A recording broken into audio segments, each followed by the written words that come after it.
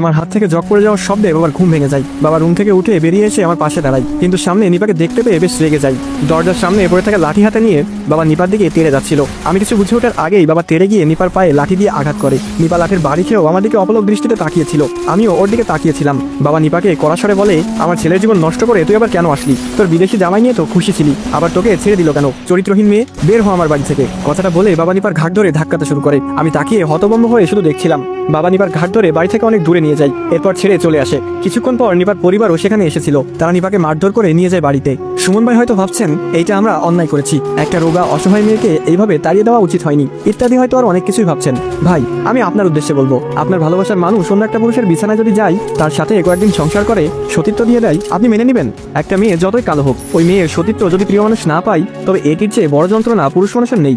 হ্যাঁ ভাই, আমি আপনার সাথে সহমত। বাড়িতে আমার দিন কেটে যায় আরো কয়েকদিন। 28 দিনের মাথায় খবর আসে নিপার চাচাতো ভাই মৃত্যুবরণ করেছে। এই সময় আমি জানতে পারি গত 28 দিন কি হয়েছিল তাদের সাথে।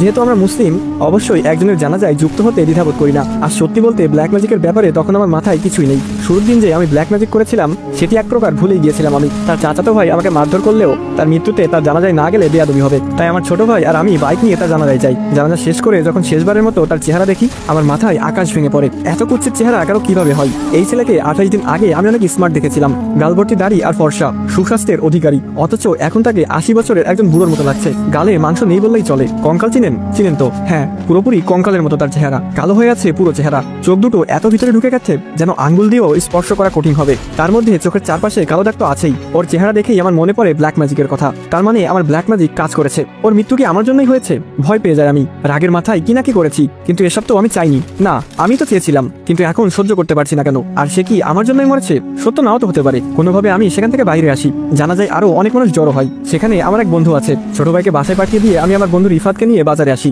চায়ের আড্ডা দেওয়ার নাম করে জানতে চাই নিপার ভাই কিভাবে মারা গিয়েছে। তখন রিফাতের মুখে যা শুনলাম, তাতে আমার পুরো দুনিয়া ভো ভো করে ঘুরছিল। রিফাত যেভাবে বলেছে আমি সেভাবেই বলছি। নিপার বিয়ে যেদিন হয়েছে, মানে তুমি যেদিন জেলে গিয়েছিলে, সেদিন রাতে নিপার চাচাতো ভাই প্রচন্ড বমি করে। রাতে তাকে হাসপাতালে আনা হয়, কিন্তু লাভ হয়নি। কিছুক্ষণ পর পর বমি করেই যাচ্ছিল। ডাক্তার তাকে ঘুমের ওষুধ খাইয়ে দিয়ে তখনকার মতো কেটে পড়ে। সেদিন রাতে বাড়িতে আসার পর নিপার চাচাতো ভাই অস্বাভাবিক আচরণ শুরু করে। বারান্দায় যে নিজে নিজে কি যেন বলে যাচ্ছিল। ওর পরিবার কিছু জিজ্ঞেস করলে সেগুলো না শোনার ভান করে, মানে কেমন একটা ঘরে ঢুকে গেছে। আবার পরের দিন সকালে এসে নিজের হাত নিজেই কামড়াতে শুরু করেছিল।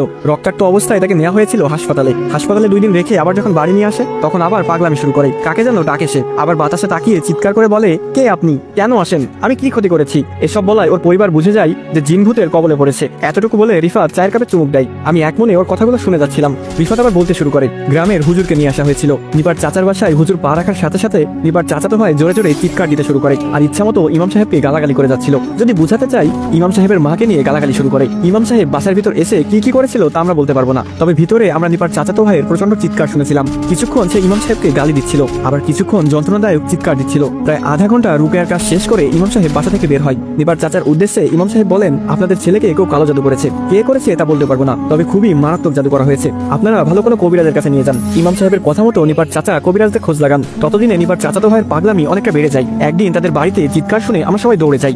আসসালামু আলাইকুম গাইস, কেমন আছেন সবাই? আশা করি সকলে খুবই ভালো আছেন। তো এখানেই শেষ হয়ে যায় কালো জাদুর অভিশপ্ত বই গল্পের 3 নম্বর পর্ব। তো পর্বটি কেমন লাগলো সেটি অবশ্যই কমেন্ট করে জানান। আর যারা পর্ব 4 দেখতে চান, তারা চাইলে আমার ইউটিউবে গিয়ে দেখে আসতে পারেন। সেখানে পর্ব 3 এবং পর্ব 4 একসাথে আপলোড করা হয়েছে। তো গাইস, গল্পটি কেমন লাগলো সেটি অবশ্যই কমেন্ট করে জানাবেন, কারণ আপনাদের প্রতিটি লাইক এবং কমেন্ট